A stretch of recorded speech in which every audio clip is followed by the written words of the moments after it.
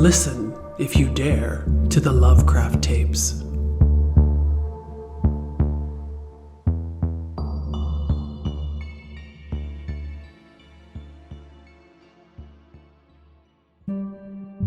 Bernard stands up from his bent position, having just tamped down the loose earth over the grave of old Helen Mary Chisholm, who passed away only last Saturday, and stretches until his back pops loudly like a log knot in a campfire.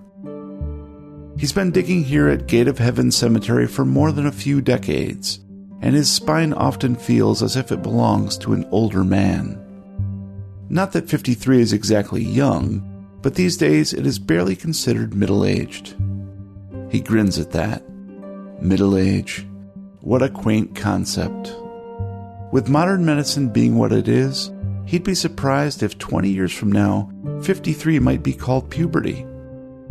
Right now, though, looking out over the expanse of gravesites, he feels more a kinship with those underneath the ground than with those walking upon it.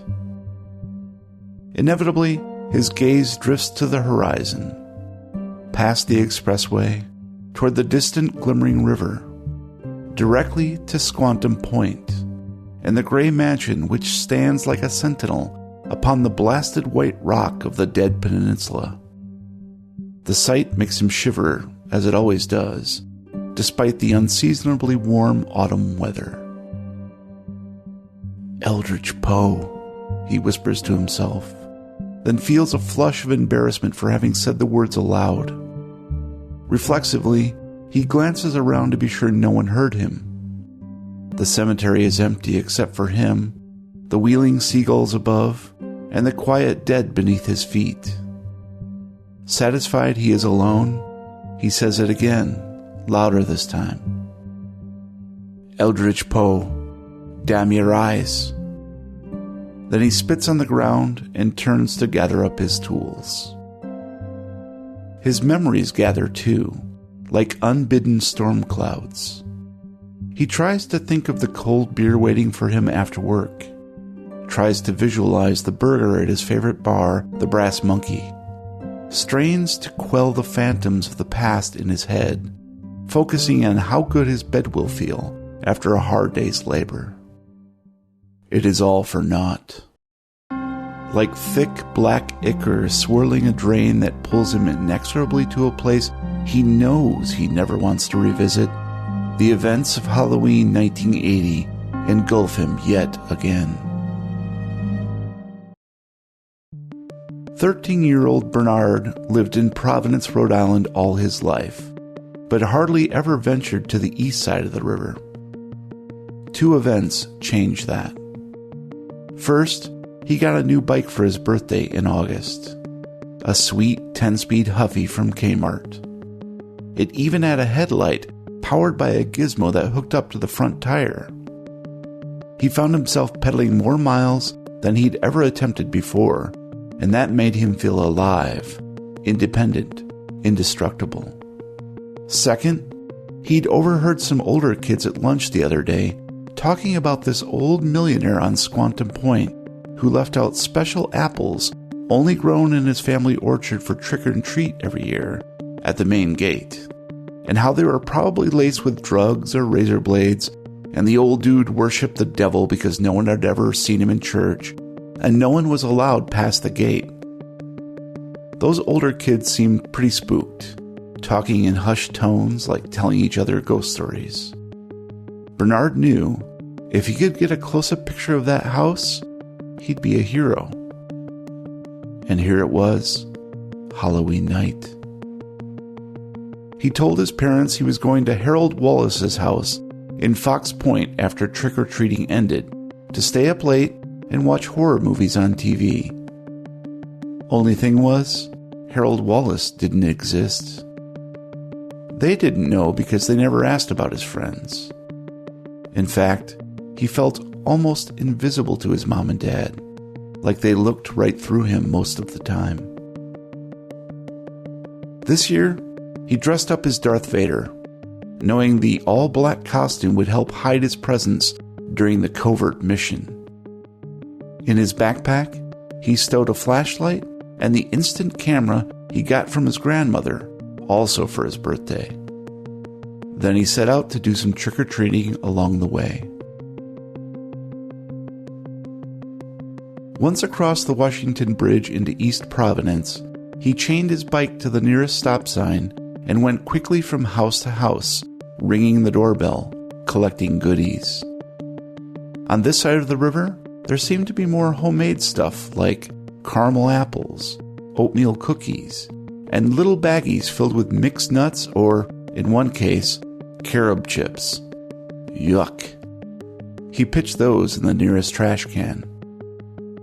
As he moved into new neighborhoods heading south, chaining his bike to a new stop sign each time, the treats became more exotic. A lot more licorice hard candies with Italian names like Glitterati, Fida, and Cannellini Ricci.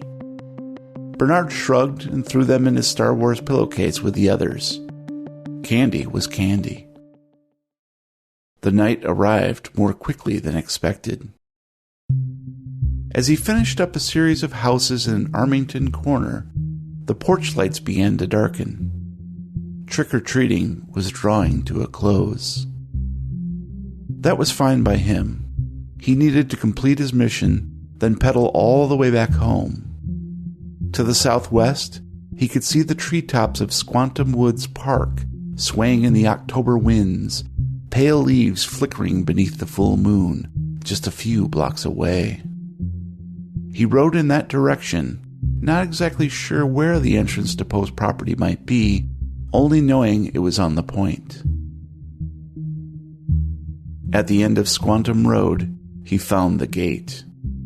It was black-tipped wrought iron and menacing, closed up tight with only an empty keyhole permitting entry. To either side were high stone walls that designated the perimeter. Placed just outside the gate were 3 bushels, 2 of which were empty, and the third holding half a dozen picked-over apples that looked somewhat bruised. Bernard plucked one up and gave it a sniff.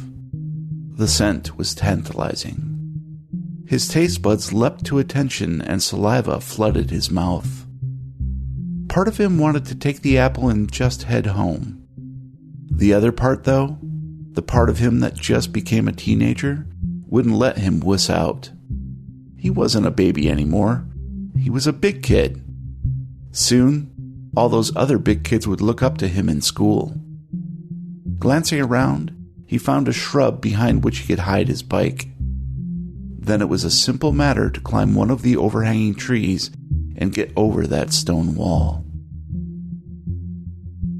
As soon as his feet hit the ground on the other side, he knew Squantum Point was wrong.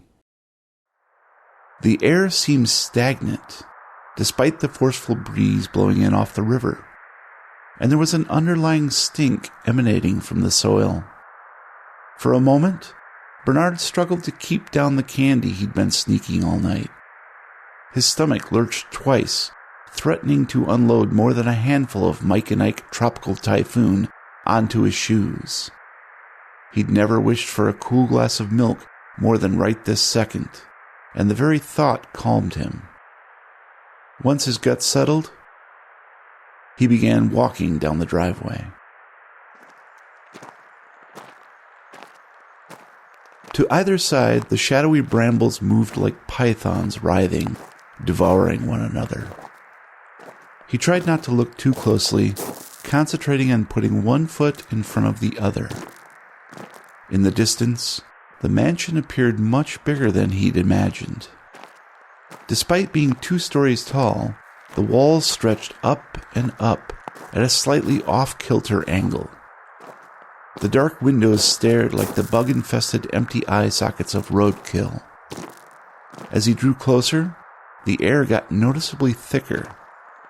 He gulped it down like split pea soup, sputtering for oxygen, eyes watering. Yet, he forced his wooden feet to move forward. Somehow, he made it to the bottom of the stairs that led up to the front entry. At the top of the steps, 2 grinning gargoyles squatted on pedestals to either side of the doorway, almost daring him to ding-dong ditch. But he wasn't here for that. All he wanted was a photograph to prove he'd been here.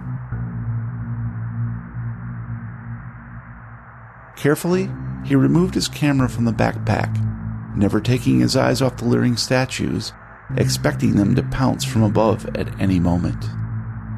Then, squinting through the viewfinder, he pressed the shutter button. The front of the mansion was suddenly illuminated as if by a stroke of lightning. Oh shit, he forgot about the flash. The instant photograph, yet to be developed, ejected from the slot at the front of the camera. Before he had a chance to remove the photo, Bernard watched in horror as the front door swung open and someone stepped forward, framed by bright light emanating from behind. "What was that?" the man shouted, though his voice was querulous and afraid. Bernard remained frozen, rooted to the spot. He so badly wanted to run, but knew he'd be spotted instantly. He held his breath, hoping a stray gust of wind would not dislodge the photograph still dangling from the slot mere inches from his face. A ship's horn sounded upriver, reminiscent of a dying cow trapped in a quagmire far from its grazing field. The man's head turned in that direction, watching. Blood beat loud and hard in Bernard's lungs, and he wished he hadn't held his breath at all. How long could he last without loudly expelling it? Not long, he knew. This would all be over in a few moments. Mr. Poe would call his parents, he'd be grounded for weeks, all the kids would make fun of him, and he'd never get to... Without another word, Eldridge Poe turned and went back inside the mansion, closing the door softly behind him. Bernard gasped, filling his lungs with more of the putrid air, gagging slightly but thankful for the oxygen.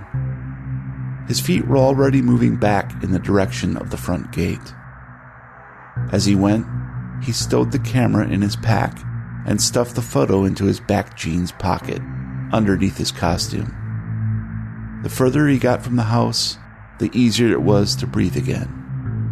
He felt as if he were emerging from deep beneath the sea, rising toward the surface. Just as he was clambering up a tree to hop back over the fence, he thought he heard someone whisper his name from the dense brush near the apple orchard. "Bernard," it seethed. "See you soon." He needed no further encouragement to throw himself over the stone perimeter, landing awkwardly and rolling away from the front gate. Adrenaline dampened the pain, but he found out later he'd fractured a small bone in his left wrist. He told his parents he'd taken a spill off the bike, and that it was nothing, but they still made him go to the doctor, who made him wear a brace for 3 weeks. The tumble also managed to completely decimate his new camera. Grandma was not pleased. But he had the photograph. He actually forgot about it until the morning after. Just after dawn of November 1st, he dug it out of his jeans pocket and took a good hard look at the framing and composition. He wished he hadn't. It was a good picture. Too good. In the photo, the gargoyle statues were missing, their pedestals completely bare. The front door was thrown wide open, but the shadowy silhouette of Eldridge Poe was nowhere to be found. Instead, beyond the doorway was the infinite expanse of space, dotted with star constellations and heavenly bodies not seen anywhere in our solar system, all burning with a sickly emerald hue that exuded disease. The door was bad. The windows were worse. Pressed against each pane of glass was a child, staring out at Bernard, looking directly into the lens of the camera, and they were smiling. Some were waving. All of them were dead. Their faces split with decay, and the ragged wounds caused by something terrible, something evil, dwelling within the walls of that mansion. Bernard was sure if he'd seen that photograph immediately after it was taken that night, his heart would have seized immediately, and he would have joined those children. He was grateful for many years that he hadn't done so. He never showed anyone else the picture. He never told anyone the story of his misadventure. And he certainly never stepped foot on Squantum Point again. When he was old enough, he left Providence, worked out west for a few years, but eventually drifted back to Rhode Island.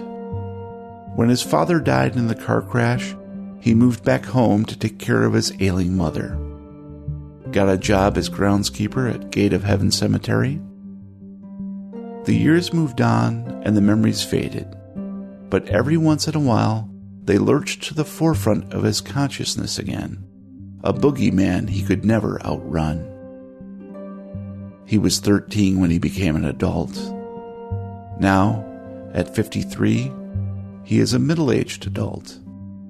40 years and not much distance covered.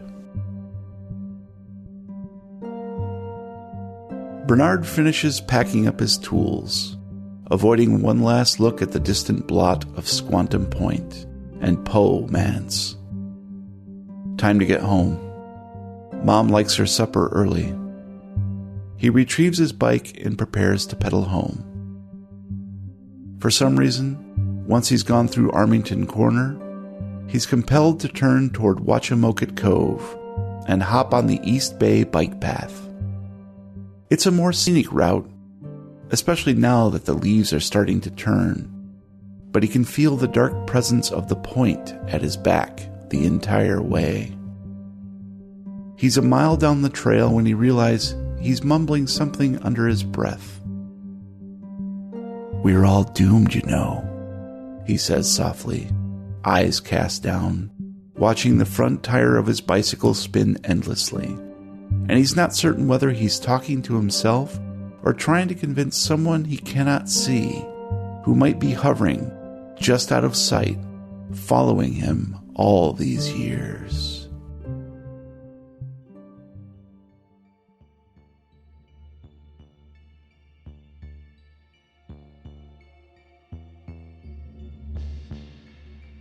The Lovecraft Tapes podcast is copyright 2020. Support the Lovecraft Tapes podcast and get access to exclusive content and rewards at patreon.com/lovecrafttapes.